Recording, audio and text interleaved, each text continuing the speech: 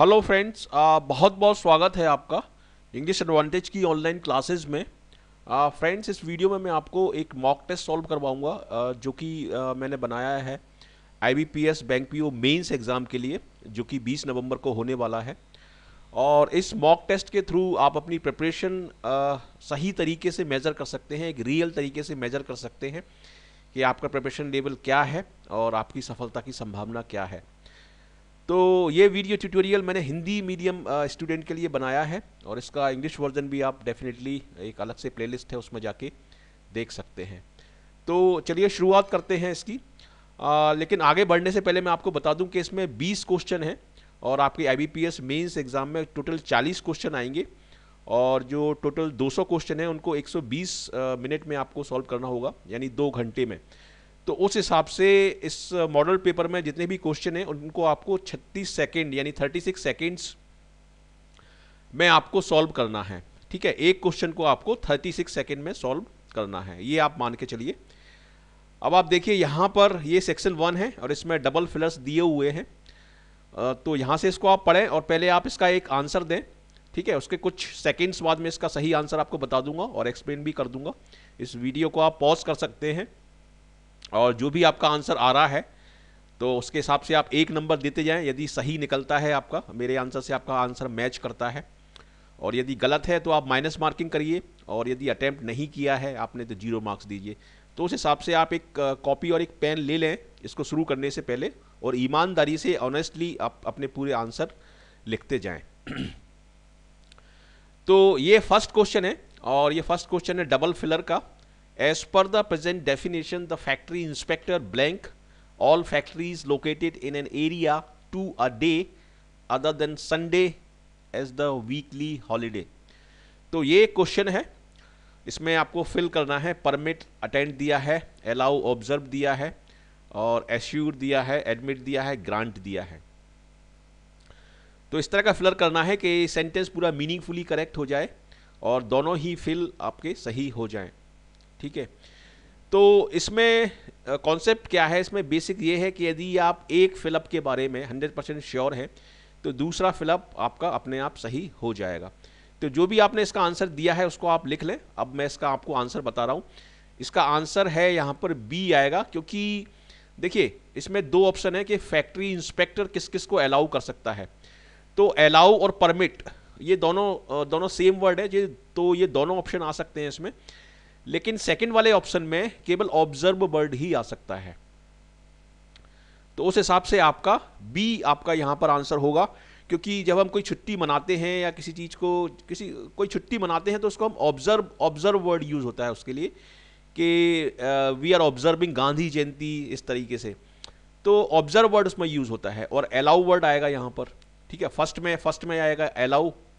तो ये सेंटेंस आपका बन जाएगा, as per the present definition the factory inspector allow all factories located in an area to observe a day other than Sunday as the weekly holiday. मतलब जो factory inspector है उस particular area का, वो allow कर सकता है factories को कि वो ऑब्जर्व करें, वो जो दूसरी फैक्ट्रीज हैं संडे के अलावा कोई दूसरी छुट्टी मना सकें।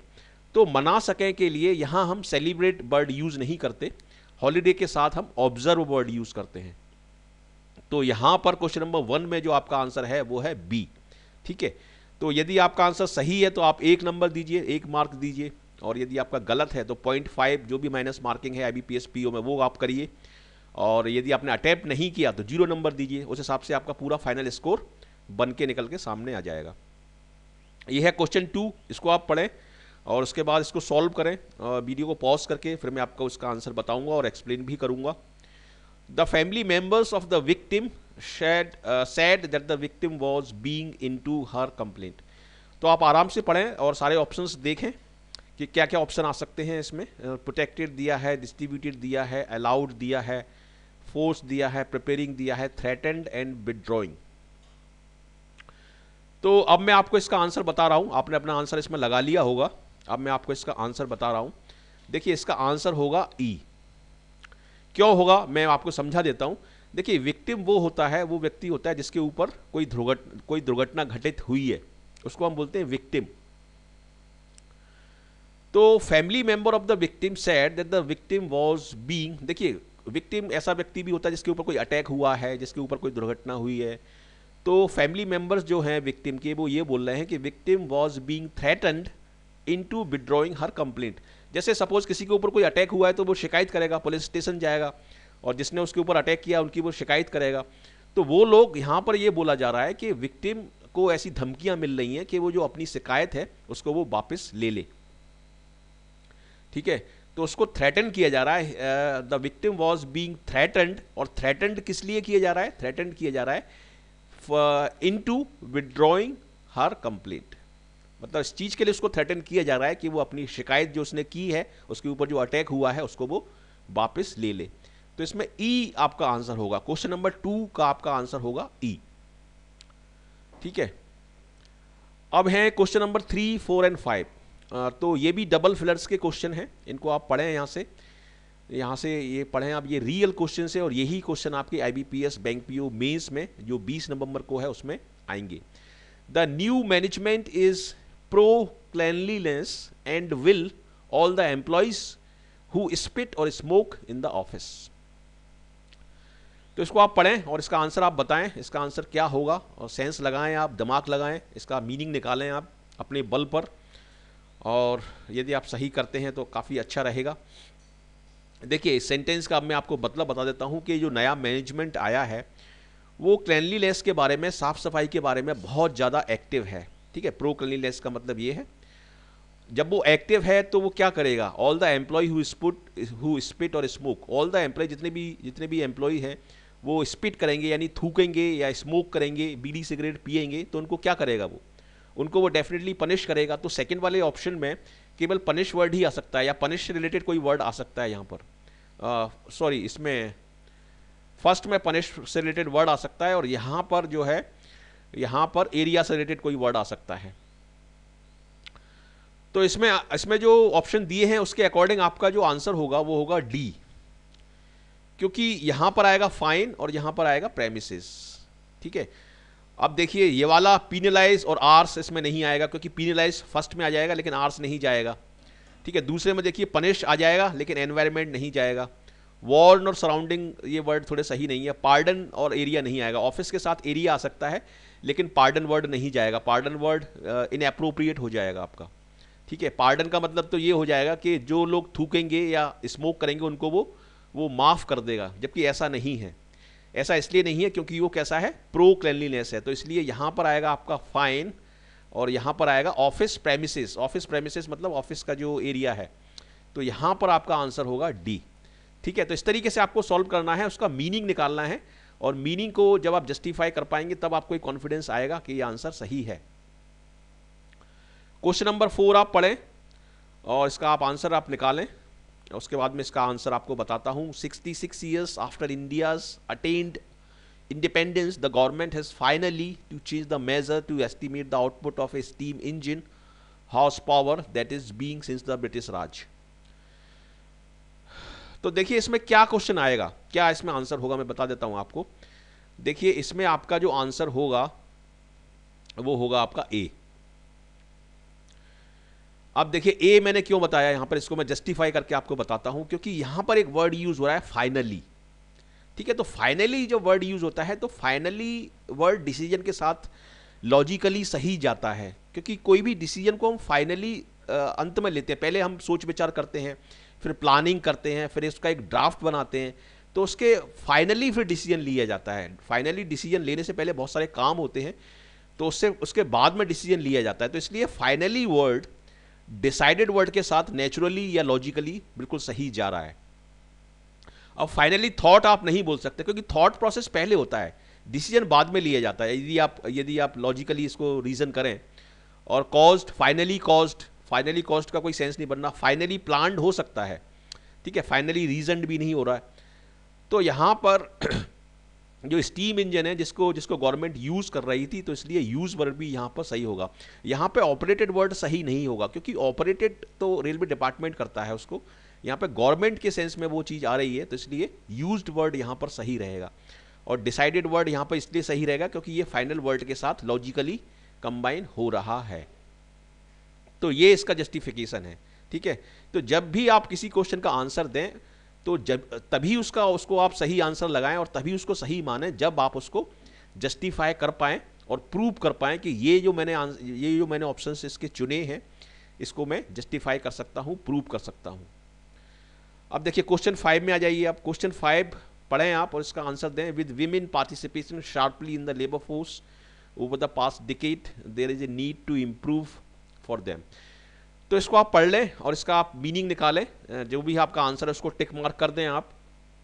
36 सेकंड के अंदर आपको इसका आंसर देना है और उसके बाद इसका आंसर मैं आपको बता रहा हूं और उसको मैं आपको प्रूव करके बताऊंगा कि इसका आंसर ये क्यों सही है।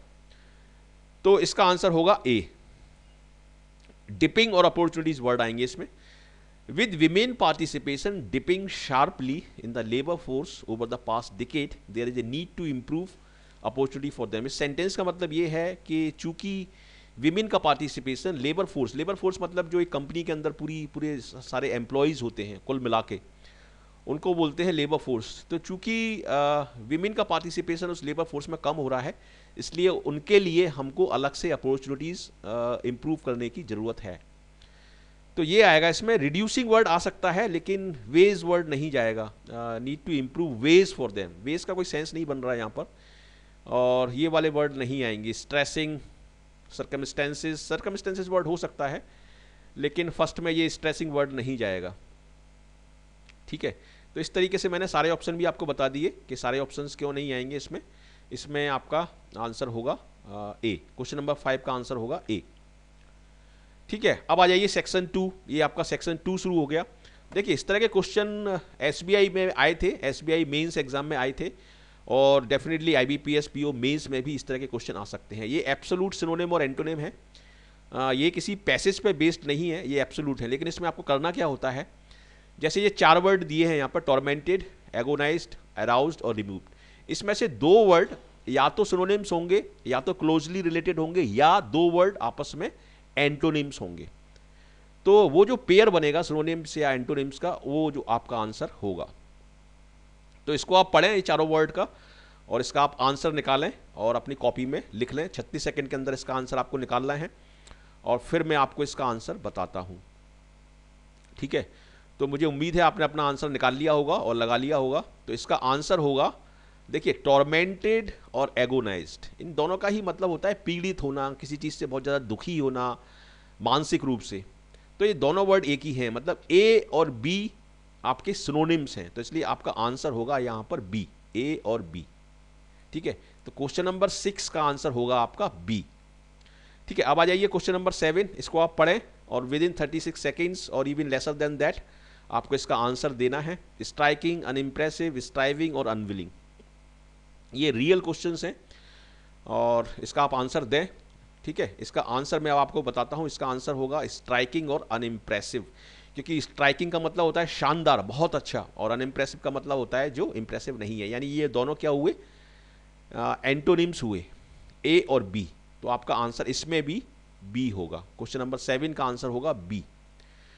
ये कुछ और क्वेश्चंस हैं, क्वेश्चन नंबर 8, 9 और 10, इनका आप आंसर दें। पेटेंट, स्टाइलिश, वेस्टेड, फैशनेबल, तो इसका आप आंसर दें। सिनोनिम और एंटोनिम का एक पेयर आपको बनाना है। देखिए इसमें स्टाइलिश और फैशनेबल, बी और डी सिनोनिम्स हैं, तो इसलिए इसका आंसर होगा आपका ई। क्वेश्चन नंबर 9 में आ जाइए। ये थोड़े से कंफ्यूजिंग वर्ड हैं, विद स्टैंड है, विद होल्ड है, डिसाइड है, डिस्क्लोज है। तो इसमें आपका क्या पेयर बन रहा है, इसको आप लगा लें अपनी कॉपी में। आपका जो भी आंसर है उसको लिख लें और फिर फाइनली इस वीडियो के एंड में आपको मुझे वो जो आंसर है, आपका पूरा जो स्कोर बना है, तो मुझे कमेंट में लिख के भेजना है और उस पर मैं अपना फीडबैक दूंगा। तो इसका जो आंसर होगा, इसका आंसर होगा ए और सी, क्योंकि डिस्क्लोज का मतलब है प्रकट करना, बता देना, और विद होल्ड का मतलब होता है रोक लेना। जैसे कभी कभी रिजल्ट रोक लेती है यूनिवर्सिटी। ठीक है, तो विद होल्ड और डिस्क्लोज, ए और सी क्या है, एंटोनिम्स हैं, तो इसलिए आपका आंसर होगा ए। विद स्टैंड का मतलब होता है सहन करना। ठीक है, विद होल्ड का मतलब होता है रोकना, डिस्क्लोज का मतलब बताना, मतलब ए और सी यहां पर आपका आंसर बनेगा क्वेश्चन नंबर 9 में। क्वेश्चन नंबर 10 में आ जाइए। Fathom, devastated, ruined and abrupt. Fathom का मतलब होता है नापना, और इसमें मैं आपको इसका आंसर बता देता हूं। डेवस्टेट करना और ruin करना, बर्बाद कर देना। तो B और C इसमें आपके सिनोनिम्स हैं, तो इसमें आपका आंसर होगा E। ठीक है, अब आ गया सेक्शन सी, स्पॉटिंग एरर का सेक्शन है ये। इसको आप सॉल्व करें, पूरे क्वेश्चन को पढ़ लें और इसका आंसर आप बताएं, फिर उसके बाद मैं आपको आंसर बताता हूं इसका। School children who so far have had rationed access to the few playground on the city must be happy by the recent move। ठीक है, इस सेंटेंस का मैं मतलब आपको हिंदी में बता देता हूँ ताकि आपको आसानी हो। इस सेंटेंस का मतलब है कि स्कूल चिल्ड्रन जिनका भी एक लिमिटेड एक्सेस था प्लेग्राउंड्स तक, तो सभी प्लेग्राउंड में जो गवर्नमेंट ने उनकी एक्सेस को कर दिया है उससे वो काफ़ी खुश हैं। School children who so far have had rationed access to the few playground on the city must be happy for the recent move. मतलब अब गवर्नमेंट ने अभी जो मूव लिया है उसके अकॉर्डिंग स्कूल चिल्ड्रन किसी भी प्लेग्राउंड को एक्सेस कर सकते हैं और ये उनके लिए एक अच्छी खबर है और इसकी वजह से स्कूल चिल्ड्रन बहुत खुश हैं। तो इसका आंसर मुझे उम्मीद है आपने लगा लिया होगा और टिक मार्क कर दिया होगा। तो इसका आंसर मैं बताता हूँ, इसका आंसर होगा सी, ऑन द सिटी नहीं होगा, ये इन द सिटी होगा। ठीक है, ऑन सरफेस के लिए आता है। क्वेश्चन नंबर 12 देखें, the government soon will make, इसको आप आराम से पढ़ें। मैंडेटरी का मतलब होता है आवश्यक या जरूरी। तो इसका आंसर आप बताएं, इसको आराम से पढ़ लें आप इस पूरे सेंटेंस को, इसका आंसर आप बताएं, उसके बाद मैं आपको इसका आंसर बता रहा हूं। इसका आंसर होगा आपका ए। इसमें ग्रामेटिकल मिस्टेक नहीं है, इस सेंटेंस में वर्ड को केवल आगे पीछे करना है आपको। The government will soon make, soon will की जगह विल सून हो जाएगा, will soon make. The government soon will make की जगह the government will soon make, इस तरीके से बनेगा और ए इसमें आंसर आपका होगा। Question number 12 answer A. ठीक है, कुछ क्वेश्चन और हैं स्पॉटिंग एरर के, इनको आप पढ़ें। While the schools have a strong traditional hold, the reason for forming a consortium in India is to encourage cultural diversity for their institution। Consortium एक एसोसिएशन होता है, एक कंपनीज का ग्रुप होता है, उसको हम कंसोर्टियम बोलते हैं। तो इसको आप पढ़ें, ये थोड़ा सा ट्रिकी सेंटेंस है, काफ़ी टफ सेंटेंस है ये। तो यहाँ पर मैं इसका आंसर आपको बता देता हूँ। इसका आंसर होगा आपका कल्चरल डाइवर्सिटी। देखिए, कल्चरल डाइवर्सिटी एक ऐसी चीज़ होती है जो किसी इंस्टीट्यूशन के अंदर होती है। जैसे हम बोलते हैं यूनिटी इन डाइवर्सिटी। ठीक है, यूनिटी इन डाइवर्सिटी। तो इसलिए डाइवर्सिटी के बाद यहां पर आपका इन वर्ड आएगा, diversity in their institutions. Diversity जो होती है, जो विविधता होती है, वो किसी इंस्टीट्यूशन के अंदर होती है, किसी कंपनी के अंदर होती है, किसी ऑर्गेनाइजेशन के अंदर होती है, किसी देश के अंदर होती है, वो किसी देश के लिए नहीं होती। तो इसलिए यहां पर आपका डी आपका आंसर होगा। ठीक है, क्वेश्चन नंबर 13 का आंसर होगा आपका डी। और अब आप ये पढ़ें, farmer who grow the crop are the worse hit. इसको पूरा पढ़ें और इसका आप आंसर बताएं।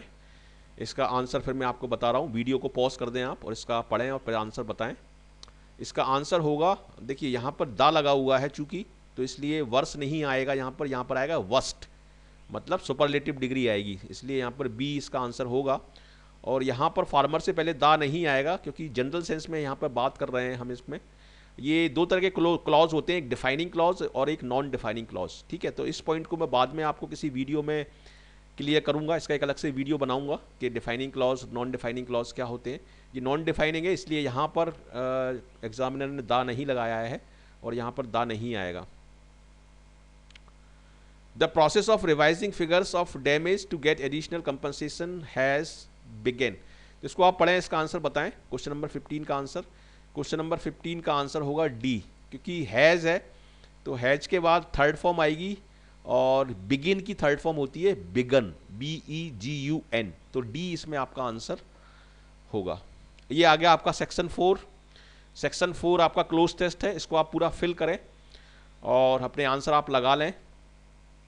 इसको आप पॉज कर दें वीडियो को और अपने आप सारे आंसर जब आप लगा लें तो उसके बाद फिर से इसको शुरू करें और फिर से आप जो सही आंसर है वो आप मैच कर लें। ठीक है, तो पहले में यहाँ पर आएगा, there is an unusual enthusiasm in creating a research culture in many institution of higher learning. देखिए, इसका मतलब ये है कि अभी हाल ही के दिनों में जो एक रिसर्च कल्चर क्रिएट किया जा रहा है सभी यूनिवर्सिटीज़ में, सभी कॉलेजेस में, के टीचिंग जो प्रोसेस है, एजुकेशन है, उसके ऊपर रिसर्च होनी चाहिए।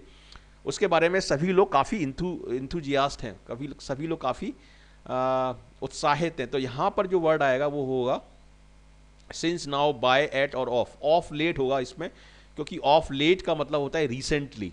तो recently there is an unusual enthusiasm in creating a research culture in many institution of higher learning. Higher learning means university हैं, कॉलेजेस हैं। In India this is because of, या यहाँ पर आएगा फ्लैटली, मेनली, कंपल्सरी, प्राइमरली और absolutely. तो यहाँ पर आएगा आपका मेनली, मतलब ये जो हो रहा है ये मुख्यतः इस रीजन की वजह से है। तो इसमें मेनली इसलिए सही है क्योंकि हम प्राइमरीली के सेंस में उसको यूज कर रहे हैं। लेकिन ये वाला जो ऑप्शन है बी, ये भी आपका सही होता यदि ये होता प्राइमरीली, लेकिन ये प्राइमरी है, तो इसलिए ये ऑप्शन आपका गलत होगा, डी नहीं आएगा इसमें आएगा B. This is mainly due to the growing awareness that educational institution must focus on research if they want to be on, मतलब एजुकेशनल इंस्टीट्यूट को रिसर्च पर फोकस करना चाहिए यदि वो टॉप पर रहना चाहते हैं, if they want to be on top. अब देखिए इसमें एक ऑप्शन टोज भी दिया है, तो ऑन टोज भी एक फ्रेज होता है, एक इडियम होता है, on toes. I was on my toes, मतलब मैं बिजी था। तो यहाँ पर लेकिन जो सही ऑप्शन होगा वो होगा top.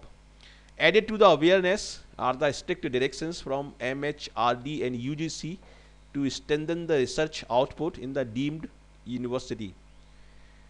Many reputed institutions have embarked on programs like research link incentives, and recently a top-notch university has introduced a performance measurement system in which research will be given as much weightage as teaching in the annual यहाँ पर क्या word आ सकता है, यहाँ पर केवल एक ही word आ सकता है। यहाँ पर क्योंकि फैकल्टी की बात हो रही है, यहाँ पर देखिए फैकल्टी की बात हो रही है, और फैकल्टी का साल में एक बार अप्राइजल होता है जिसमें उनकी परफॉर्मेंस को असेस किया जाता है और मैनेजमेंट देखता है कि किसने कैसा परफॉर्म किया है और उसके अकॉर्डिंग उनकी सैलरी वगैरह बढ़ाई जाती है। तो यहाँ पर अप्राइजल वर्ड एकदम सही होगा और वही इसका आंसर है। Most IIMs in India have recognised the importance of research and want their faculty to.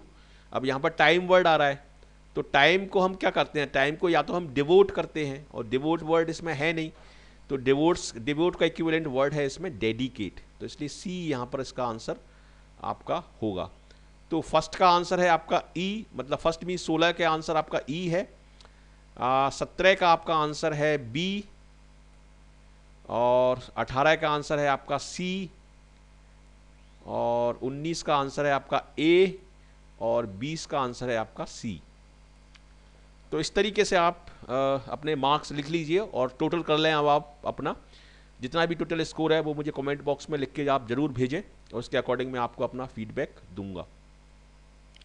तो ये है आपका रिजल्ट 20 नंबर में 16 से 20 यदि आपके आए हैं तो आपकी परफॉर्मेंस आउटस्टैंडिंग है, और सेक्शनल कट ऑफ हंसते हंसते आपका क्लियर होगा।